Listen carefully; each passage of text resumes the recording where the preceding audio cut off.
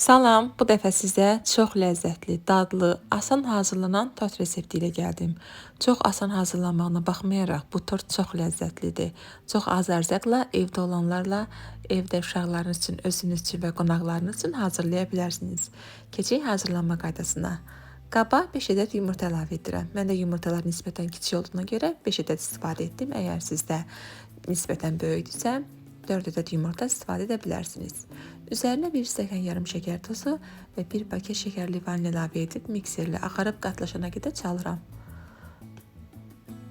Mikseri dayandırıb üzərinə 1 stəkan otaq temperaturunda olan süd və 1 armud stəkan duru yağ əlavə edirəm və biraz da qoz ləpəsi əlavə edirəm. Bir neçə saniyədə mikserlə bunları qarışdırıram.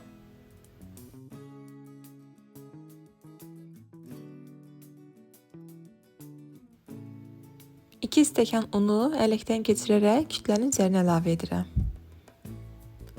Və 1 paket də qabartma tozu əlavə edirik.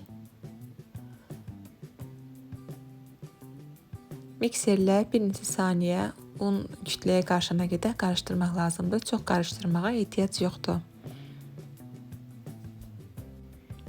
Onu da qeyd edim ki, mən bu tort üçün qozlu biskvit istifadə etdim. Belə çox ləzzətli oldu. İstəsəniz sadə biskvitlə də edə bilərsiniz.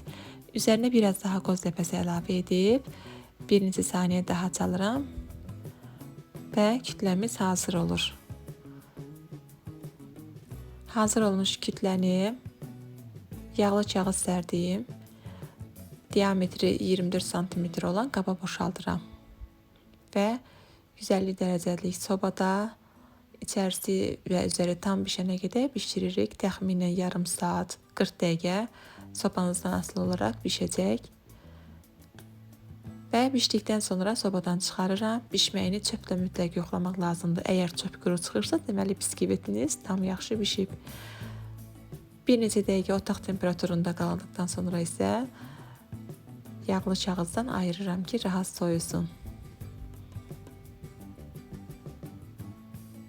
Gördüyünüz kimi gözəl hündür, dadlı, ətirli biskvit alındı.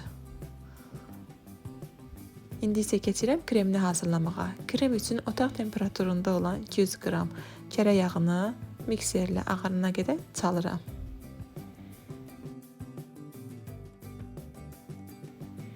Və üzərinə otaq temperaturunda olan bişmiş qatlaşdırılmış süddən 3-4 xörək qaşığı əlavə edirəm. Yağ və qatlaşdırılmış süd mütləq otaq temperaturunda olmalıdır. İkisi də eyni temperaturunda olduqda kreminiz çürüməz, çox gözəl alınır. Və 1 paketdə şəkərli vanil əlavə edirəm ki, daha gözəl ətirli olsun. Kremimiz bu formada hazır oldu. Gördüyünüz kimi çox yumuşaq və dadlı kremdir. Kremi bir kənara qoyuram və soyuyan biskvitimizi 3 hissəyə ayırıram. İstəsəniz 2 hissəyə də ayırıb hazırlaya bilərsiniz.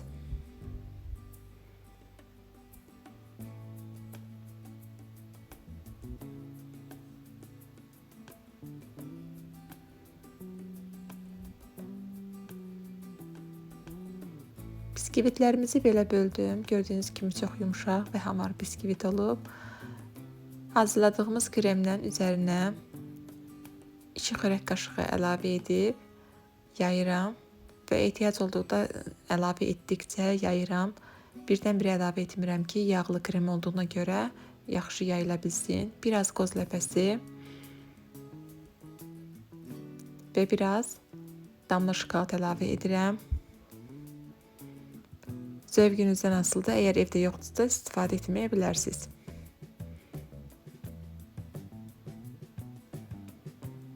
Digər biskviti də eyni şəkildə bir-birinin üzərinə qoyub kremləyirəm.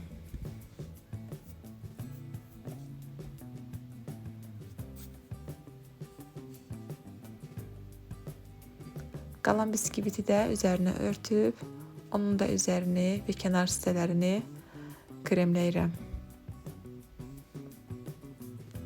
Bu arada hələ də kanalıma abunə deyilsinizsə abunə olmağı, videolarımı paylaşmağı, bəyənməyi unutmayın.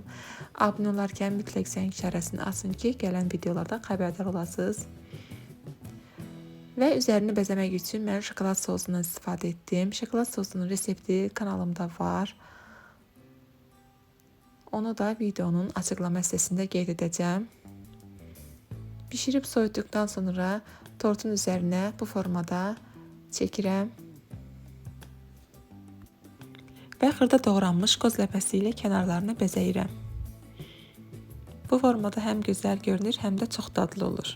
Tortu bir gecə soyuqsa saxladıqdan sonra çıxarıb servis edə bilərsiniz.